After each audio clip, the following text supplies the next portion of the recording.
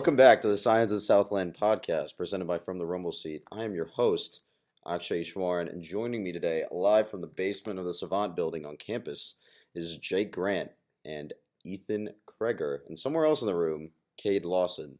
How are y'all doing tonight? Well, Chicago Fire scored 2 goals today, but one was in our own net, so doing great. It's been a great day here on the Flats.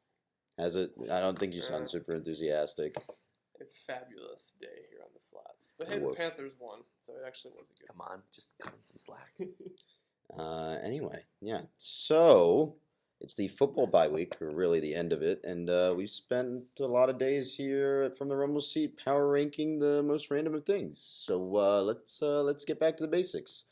Jake, what is up in the land of non-rev sports? Well, if you don't follow From the Rumble Seat on Twitter, then you didn't get like a bajillion tweets from me this weekend, because I was all over the place. I don't trust him with a Twitter account, by the way. Well, that's probably... We need to reconsider some things at our administration here. Yeah, Cade nodded his head, for those of you who can't see what's going on right now. It's totally not like this is an audio-only format, and Mr. it's Grant. definitely not live either, so they can see through space and time. But in non-rev, I tried to make it out to Alpharetta, but I was unable to. The Jackets led by 6 after day 1, I believe. Slipped to 4th after day 2, bounced back to 3rd. So it is always good to catch up a little bit. But we did host our own tournament in our own town, so it would have been nice to win. This is the toughest field the Jackets will play all fall semester. So I guess they got some good looks in. It's better than finishing in 6th and not making it to the big dance like we did in the spring. Can we not talk about that? I'm not going to be too sad about 3rd because I've learned to take things in stride. Mr. Go Positive Jackets. over here. Mr. Positive. Ooh, go Jackets. But in sporting events, we did see all of us actually were at women's tennis on Friday as they hosted the ITA Southeast Regionals. So we got there around 1, I believe, is when I got there, and I was the first one there. We watched Kenya and Nadia wrap up their first matches, right? Yeah, the first round matches. Yeah, that was their first round matches. Kenya won in 2 sets pretty convincingly. She's looking good. Really strong, both sides of the forehand and backhand. Yeah, strong. And then Nadia pulled out a win in 3 sets against a girl from Mercer. Not the toughest competition in the world, but it's good to see your 6 or 7 player get a nice W in the fall in a bigger tournament. I didn't stay after that because I went to swimming, but Ethan, Akshay, Cade, any more comments on women's tennis? Yeah, Friday? I stayed a little longer and got to see one of the freshmen, Valeria Demonova from Russia. I got to see her play. She lost her match to a girl from UCF. Straight sets, but 7-6, 7-6, so very tight, just a few points the other way, and she wins that in straight sets. There were a couple bad calls in that one, too. Yeah, it's tough in the fall because they don't share every single court, so it's very easy to cheat. It was rough. Yeah. It was a rough going in terms of umpiring. Yeah. I like her game, though. I think she'll be a solid addition to the middle of the lineup in the spring. We had a couple comments on her, I guess, style of return, I think. It was a little flat versus... very flat, which will be nice in the spring, especially early in the spring when it's windy. Yep. If we have any matches outside. But we do have a couple outside in the spring. We don't spend the whole spring indoors. So is that tail end or? But if it gets windy, they'll keep it inside. That's true. It's just that there wasn't that much topspin on any of her returns, but just fine. But you need to. She seems very technically proficient. Yes, and that's good to see. Because I caught like the first game or 2 of the first set. I don't know what she wound up doing in either of those games, but I mean, she seemed like she had at least the basics. And I mean, our coaching staff has shown in the past they can build pretty solid players. As you said on Friday, Ethan, a hallmark of last year's team was its depth more than. Pages had a great year, and Kenya's going to have another great year this year. But, like, at the end of the day, there was no, like, they didn't ride or die on one player like men's tennis with Eubanks back in the spring of 2017. Speaking of men's tennis, they won a couple matches on early in the play at their own ITA regionals out in Athens, but I don't think any of them made a particularly deep run. I haven't seen any of them play yet because I haven't been on campus in a while. But it seems to be similar story to last year. You lose Chris Eubanks. That's pretty tough to It's tough. Yeah. bounce back from. After I was at tennis, after I left y'all, I headed over to swimming and diving. Club swim usually times the meets, so I got up close and personal. Ooh, fancy. Wow. National champions putting in work. Oh yeah, relegated to timing duty. National Sad. champions Sad. help out the varsity team because what else was there to do on a Friday than see like 70 bajillion non-rev sports? But anyways, swimming and diving. I don't think all of them swam on events, but Caillou put in work both days, so he was looking great.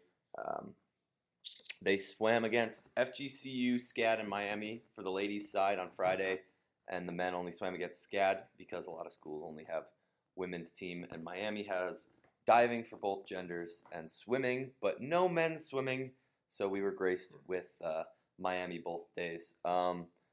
Tech beat FGCU as they should. They demolished SCAD. I'm pretty sure NAIA SCAD has no business competing against even FGCU. Like Hey, Georgia Tech Swim Club, Dunk City, bro. could win a meet against SCAD. Like Yeah. Dunk City. Don't sleep on FGCU No, and don't FGCU sleep on FGCU SCAD. They had a have an couple amazing wins. liberal arts program. They're okay? like the knockoff Yellow Jackets. Their caps are like the artsy version of Buzz and everything. But yikes. yeah, I know, right? Anyways, Georgia Tech men's swimming took absolutely care of business on Friday. SCAD had one really good talent, but other than that, Tech looked good. The women beat SCAD and FGCU as well. FGCU is Division I, obviously, so they had a couple good Dunk swims in there. City. Dunk City, Yeah. indeed. Cheers to them. It's always nice when we get a couple teams in the mix there. But then on Saturday, we had Notre Dame to complement day 2 of Miami. Shout out to the Miami girl that swam the mile, the 1,000, and the 500 twice in less than 24 hours, because that is rough. If you've ever been in the pool, you know that's My basically entire body That's aches a lot of just stroking listening it. to that. Oh yeah, and she was on a couple. Relays too, so she's probably dead. But they're on fall break, so good for them. I have a friend in Miami. Wow, you have friends? Yeah, I have like 5 of them. It's amazing. But Breaking from our usual radio voices. oh yeah, for sure. But anyways, Jackets wound up beating Miami over the 2 days, which is good for the women. Beating ACC competition is good, even if Tech's a bigger team, so they probably should take the W. But Notre Dame did beat Tech twice. The women wasn't particularly close. They had some good races, but Notre Dame is really deep on the women's side. They get a lot of great recruits out of the. I mean, it's Notre Dame. You can recruit New York. You can recruit the bigger cities up and down the seaboard, plus Chicago. I know there's a couple great kids that I swam against that are over there. But Tech lost on the men's side as well by 2 points, 132 to 130. You fix that by stacking a couple relays and swinging one direction or another, first to second. Like, they swam great. They're a top 25 team. We're a top 25 team on the men's side. I don't think that'll change. Georgia Tech men look really good. The new coach seemed really into it on the sidelines. Seemed like a really enthusiastic presence. I really like that addition. And it was good to see them in person. They'll be back for the Georgia Tech Invite on the flats in a couple weeks. There's so many meets and so many competitions labeled the Georgia Tech Invitational or Georgia Tech Invite. It's funny when you see like the track invites in the spring. It's like the Yellow Jacket Invite, the Georgia Tech Invite. Okay, those are 2 different things. Good to know. But then we had softball. They played basically a doubleheader, but I think it was just billed as 14 innings on Friday night. I caught the end of the 7th inning. We got 1 run with bases loaded before we lost because we had an 8 spot in the 5th. I didn't see that, but anytime you see an 8 spot in anything is usually not a good story, but I assume Eileen's playing with some lineups. They didn't post a final on Twitter or online after the 2nd round, but it was pretty full. The first 7 innings, there's at least 150 to 200 people there. It cleared out after the 7th because of the concert. non-rev/uniform reveal, and I'm sure we'll chat about that a little bit later. But that's a lot of non-rev. Maybe we won't talk about uniforms. Akshay looks not excited about that, but I personally want to introduce my favorite meme of the week. Akshay I for the uniform guy. God damn it. Akshay may not know the most about X's and O's, but boy, does he know how to critique a uniform, especially if it's a U.S. men's national team soccer jersey. But he's learning to critique the old gold and white as well. But yeah, any thoughts before we move on, guys? I will have you know, this is not on our podcast planning document. This is all on him being a guerrilla warrior and hijacking our podcast. Yep. To And make I that hate him joke for for the it. 4th time in like 3 days. Yep. If there's anyone that knows how to kill a joke, it's Jake. Oh yeah. They're But yeah, they're despite my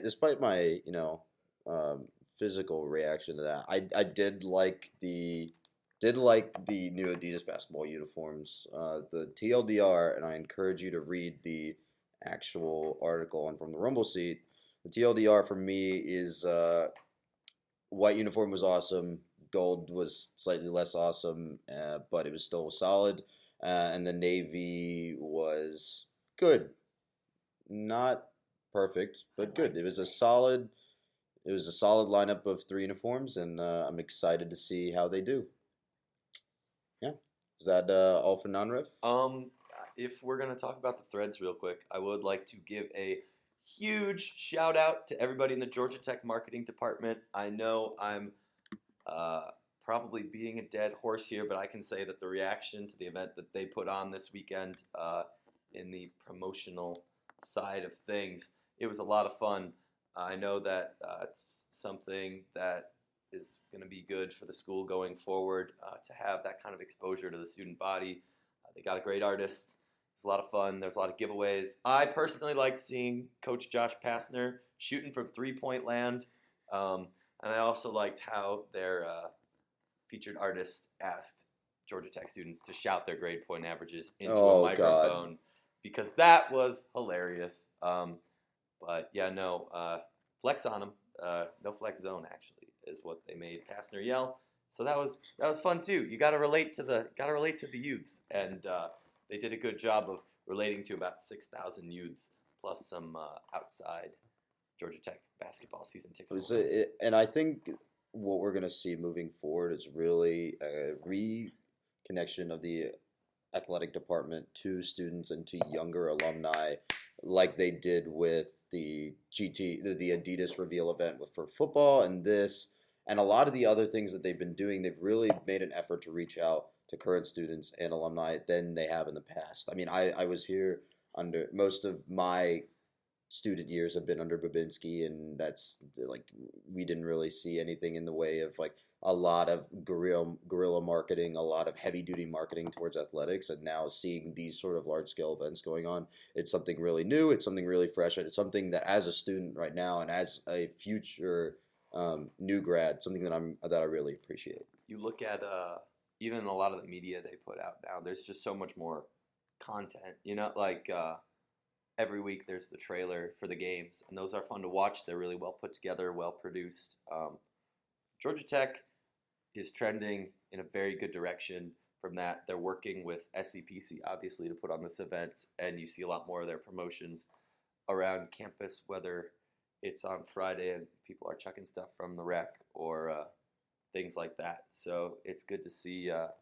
It's good to see them get involved with the student body in a way that, you know, that hasn't necessarily been a commonplace thing on campus. Oh yeah, like even grad students. Like there was a lot of people that I saw at the concert that seemed to be grad student types. I talked to one of them, and they were like, "Yeah, like I hadn't really been exposed to this. I'm really excited that we saw this concert here, and it made me want to go to a basketball game." Like if that's basically the goal of what they're going for, and I think it really speaks to how we've seen Coach Passner in the past really reach out to students, and Coach Joseph's I don't want to say aggressively because that sounds like scary or whatever, but like Coach Josephs knows how to try and work to get students engaged, and it's good to see that they've got a good staff working to help them out, and look forward to seeing that grow Thriller Dome with a full student section is a scary place to play. Hey, McCamish seats what, 8,200? 86, 89, something like Something that. like It's that. 89. It's somewhere between 8 and 9,000. I think it's a little more than 9,000. Really? Okay. Really interesting. Well, you should be there for every game this season. Go Jackets. Do it. All right. So back to football. Back Do to we football. have to? Oh boy. Oh boy. Okay. So let's talk about Duke. Even though I don't want to. So homecoming was fun. Homecoming was a lot of fun. You know, all the festivities, seeing all the alumni, and really embracing campus traditions. For probably the biggest celebration of campus traditions every year. I'll throw a bone at that as the history traditions columnist. I thought it went to a T, even though no T's were stolen. Rip. Anyways, Mini 5, excellent. Awesome. There was a couple thousand people there. It's really cool to There were see. a lot of people there. And it was streamed on Facebook again. It was streamed on Facebook. That is, I'll add this: the fact that they stream it on Facebook and marketing also like sends a guy to sort of commentate over the game like it's a NASCAR race, and also visit each individual like the individual racers even in the pits. Is that Super awesome. Is that TechCom marketing or is That's that Institute Marketing. Oh, okay. It's the same guys from the ones that put on the. Actually, it might be Institute. I don't think it's athletics marketing. I didn't see any of the No, athletics it's marketing it's people I Institute usually Marketing. see. It's Institute Comms. Okay, because they had the Tech Institute microphone, so I didn't. Yeah, know what I had talked to them earlier Because in the week. it was the Institute logo, with the campanile top, and not the. But either way, Like again, sport it's marketing. like it's the marketing department engaging the student body, regardless of whether it's athletics marketing or institute marketing or. Biggest Either way. freshman cake race ever too, right? I believe. I think so. We had 1,100 run it. It was over 1,000. It's over 1,000. Over 1,000 runners, Mm-hmm. and that doesn't count more sign That doesn't- yeah. Right. So there's that. And then the rec parade, good turnout for 8 a.m. Awesome turnout, even despite the shortened parade because of the kickoff time. Also, the ACC, if you're listening, I have very strong opinions about your kickoff time selection, and I don't think I can say them in public. ACC, Georgia Tech traditions are important. Please respect them. There you go. Although I do hear that we asked for a later kickoff time, and it's up to the ACC to give us that. So That's fair. That's not on Part Tech. of it is the ACC structure of its TV deal, which I find to be not make very much sense. But that's a topic. but that's a rant for another couple of Yeah. days. But like you look at homecoming at Tech versus homecoming at other schools. Yeah, other people have traditions, but like U of I, it was raining during their homecoming, so they literally were just like, all right, everything's canceled. Nobody really cared. At Georgia Tech, that would never fly, and I think it went to a T. All things I mean, we were considered for the prepared to new put game, on a lot of so- those. I feel like we were prepared to put on a lot of those events, rain or shine. We were keeping a track Oh. of that forecast. Oh, that's not what I meant. I meant like other No, places I- that'll I- blow over. But Georgia Tech really values its traditions, and I'm excited that they went well because that means they'll continue well into the future. Well, speaking of things that didn't go well, the football game did not go so great. no, it just, So Duke won by 14.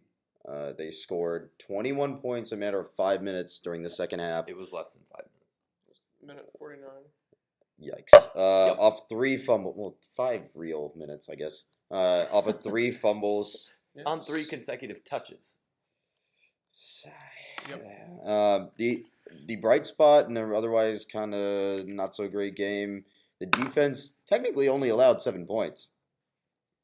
The defense was not as good as some Two people are red trying to zone. make it out to be by the fact that of the fumbles, because the fact is that even a couple of those fumbles weren't real deep in their own end, and even on the drives where Duke didn't score, they were able to move the ball without a whole lot of resistance from the defensive line, the linebackers. Hey, can we say like one positive thing? Can I get one positive thing in? Yeah, I'm going to come with 2 some red positives. zone turnovers. As- You can't as- take that away I from them. thought the pass defense was much improved from Yeah. where it had been the last couple weeks, but overall, I don't think the defense is clean of blame from that game.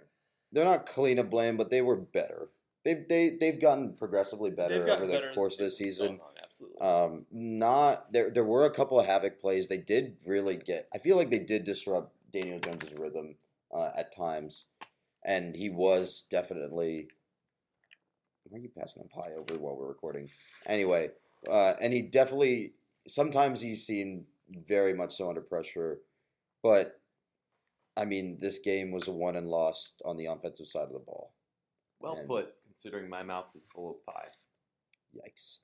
Special teams was okay. I mean, didn't really do much other than what they were asked to. The only point that I have on here is that Presley Harvin's punts. Opening kickoff was real bad. Yeah, there's that. That was not fun. There were But a couple suspect kickoff runs where I was on the edge of my you know, I try to say like a couple positive things, and you're all poking holes in Hey, them. I've only said positive things up to this point. Not true for me, but we'll keep going. Whatever. The only thing that I had, and the only thing I noticed at least was, I know Cade pulled up a stat earlier for us that Presley Harvin's punts were an average of, I want to say, 46.4 yards. That's less than that. Gross. And That's that not- just seems That's a lot for net. I don't think it's that much. That's That's just gross. 2 probably. yards higher than his season average. really, because I thought he was short. Those punts seemed short for him. Technically, okay, it's 1 yard higher than his season average from this year and 2 higher than his career average. Interesting. Huh. Which I guess is his first season average. 46 is a really, really good punt for a college punter. Interesting. That Rutgers guy had 79 yards on. And On Purdue's Saturday. punter also went off. He was able to flip the field very effectively versus Ohio State. Yep. Boilermaker special, baby. Yeah, but this is a Georgia Tech podcast, so no Ohio State versus Purdue talk. Do you think I could have been at Ross 8? But I am not a Boilermaker. I'm a Yellow Jacket, baby. Anyway, like I said, game won and lost on the offensive side of the ball. The offense did have a couple of explosive plays here and there, but still, you fumble the ball 3 times on 3 consecutive offensive touches, and you're not really gonna have a hard time winning a football game. All right, so give me your thoughts on this game in one sentence, Ethan. What? Ah, yes. So Ethan Okay. is having. Ball security has got to improve.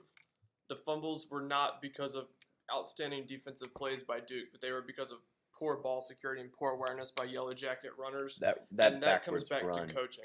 That comes back to coaching. All right, Jake, one sentence. My mouth is full of pie. That's not a good sentence about this game. I don't know. I don't think we should be too down on them. Our defense looked way better than it did last year against Duke. That's for sure. That's fair. To be fair, according to the TV, I spent most of that game on my phone. But according to real life and the eye test, I don't know. I was surprised that my bigger concern walking out of that game was Georgia Tech's offense, considering the previous 2 weeks. But at the same time, I don't want to say it felt like a moral victory. I thought I was going to be a lot more mad if we lost. But, honestly, I was just kind of ready to go to bed, and I was a little bit sad, and that was the end of it. I was kind of mad. I was upset about turnovers. Oh, yeah. The turnovers definitely got me very, very upset because that, like you said, that's just ball security. Were you mad online or were you mad in person? I was mad in person. Tech did start staging a comeback drive, and I mean this offense just isn't built to. We ate up way too much clock. They were running it at tempo, but that's not particularly a fast tempo. Well, And when you run the ball 4 times and it still takes a minute 30 off the clock, that's tough. it's not going to go well. So, final thoughts on Duke. The pie is gone. All right, so Duke's got a good team. I could see them going 7-5 at least and making a solid bowl game Whoa, this year. I could see them staying Duke's home got and a going good team. 7-5. What does that say about us? No 7-5 comment. season. It is important to note that we did skip a week and are recording this on Sunday, October 21st. So Duke did lose yesterday to Virginia by the same Who also 28-14 somehow score. seems to have a good team. Hey, Virginia can win the Coastal.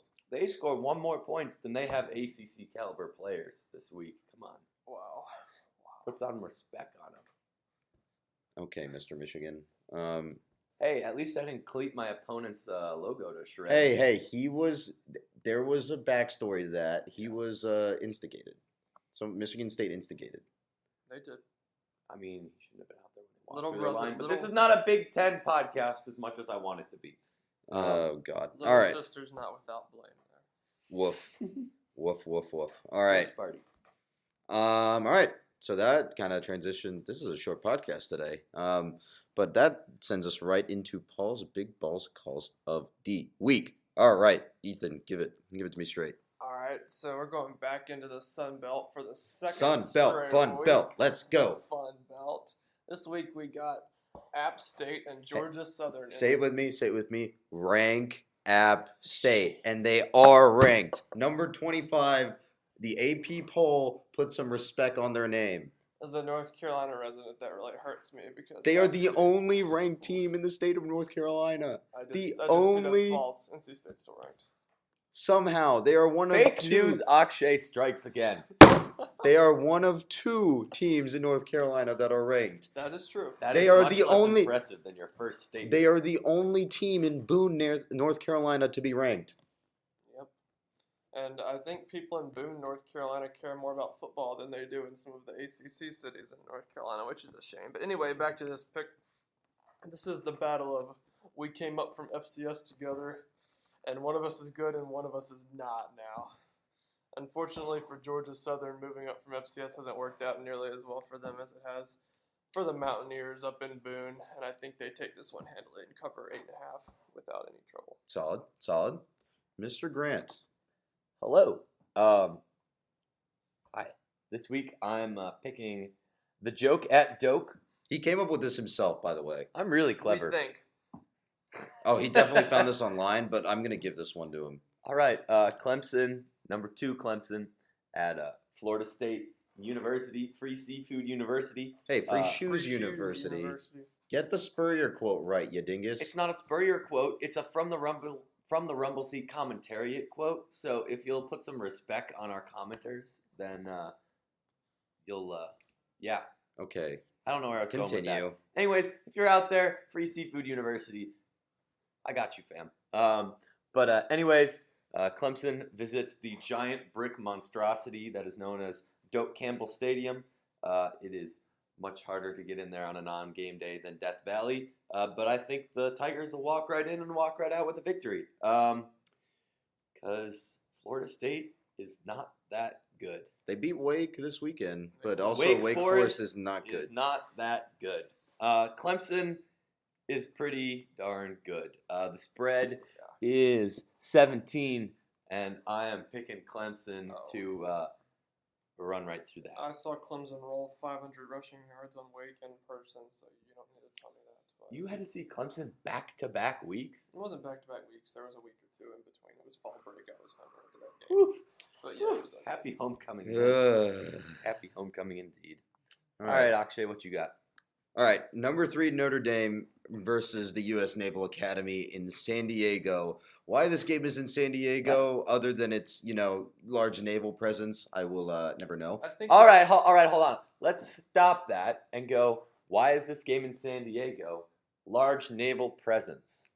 What do you know? It's We like got I our was just, answer. It's like I was trying to roll through that and be sassy. I think the real answer here is because we all know that Notre Dame will play as few away games as they possibly can. I think they're playing 2 true away games this year. They're playing Syracuse Maybe at 3. Yankee Stadium, right? Yeah, they're playing Wake in Charlotte next year. They're playing Boston College in Fenway Park. They'll They do know, but whatever here's the thing: they want know to. they can make money off of those games. They Yeah, but know. it's still shady. The only true road games that they'll ever play are if they play at USC or if they play at Stanford, maybe. And when they play at Michigan. Yep. I mean, I bet when they come back here and play, it probably won't be a road game. No. And what is that? 2020, 2021? I think we're One of there in those. 2020. No, I think we played. No, the we year played before. there in 15.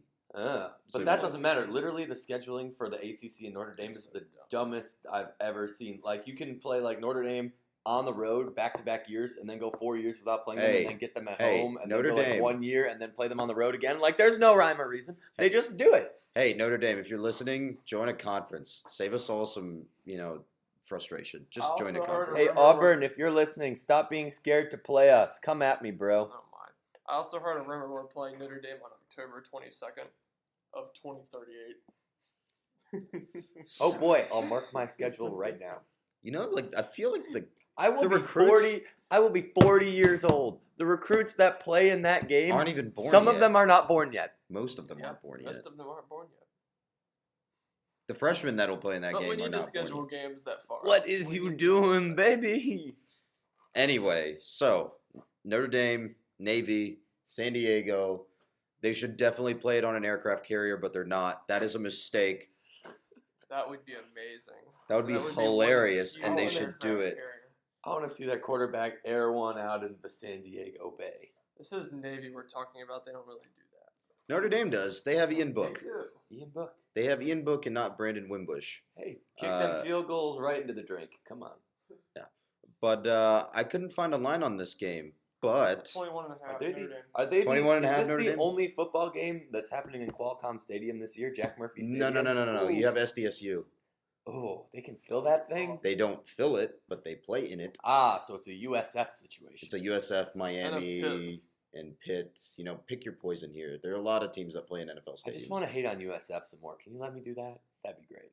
The Bucks almost. Wait, did the Bucks beat the They Browns? did beat the Browns in overtime. The Bucks had Poor to go to Browns. overtime to beat the Browns, so there's that. You can take that one to the bank. Fitzmagic ain't worth nothing.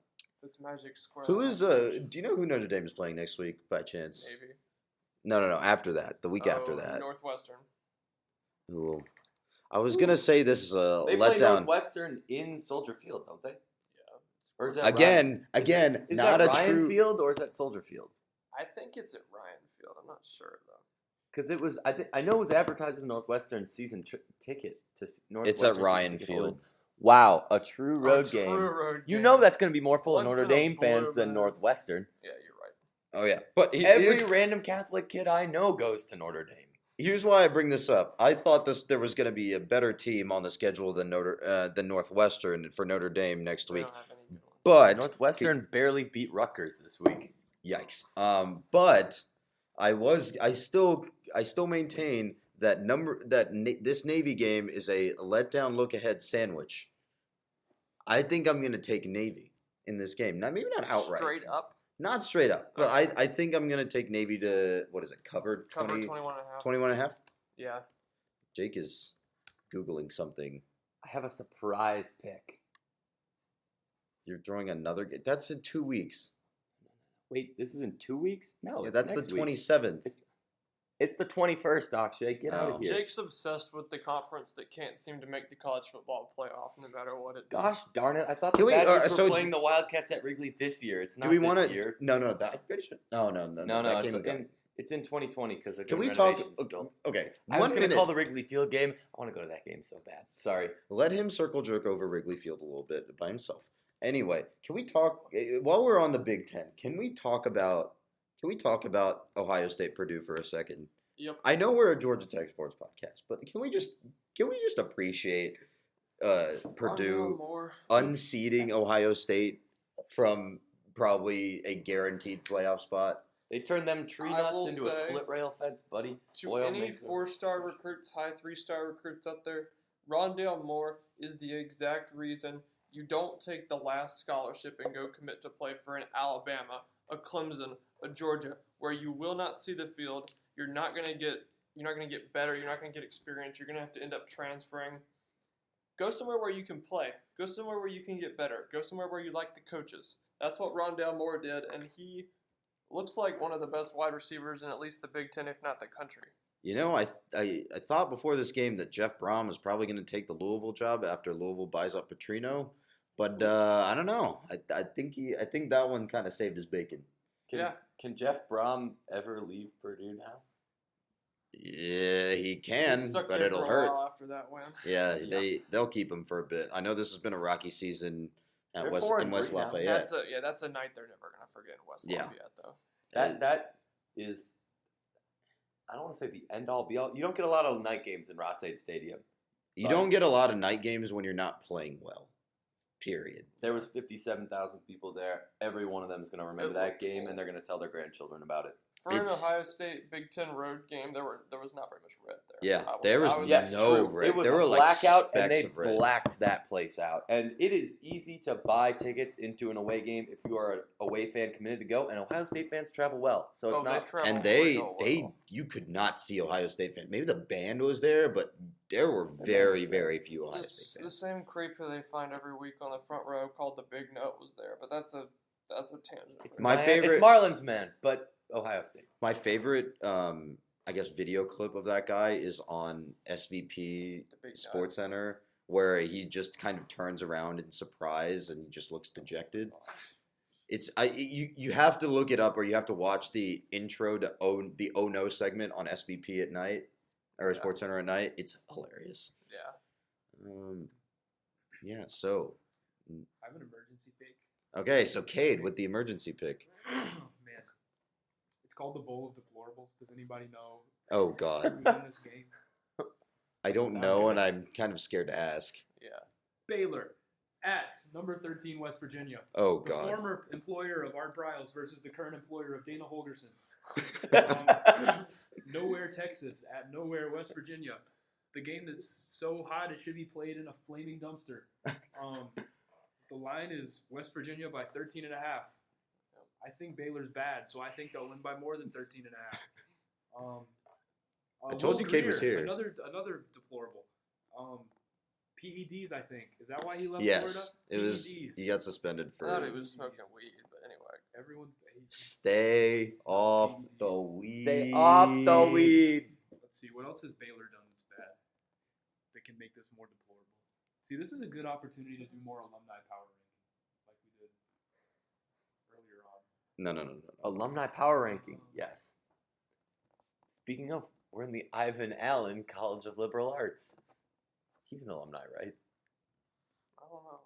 He's an honorary member of ANAC. That I know. So he's either an alumni or he's just chill. I think we're just kind of spitballing at this point. So, we've been in here for like 2 hours, even though this is a 45-minute podcast episode. So, Jake, where can they find you? They can find me at Mason all night tomorrow night. Yikes. Ethan, where can they find you? You can find me on Twitter at Ethan_Kruger. Yeah, we have some hot takes. They can occasionally. they can find me on Twitters at @CanOBean. I guess I could drop my Reddit name, but that wouldn't do you much good because I never use it. Well, it's not. Or you can find me tomorrow or whenever I have Yellow Jacket Roundup written because it's not done.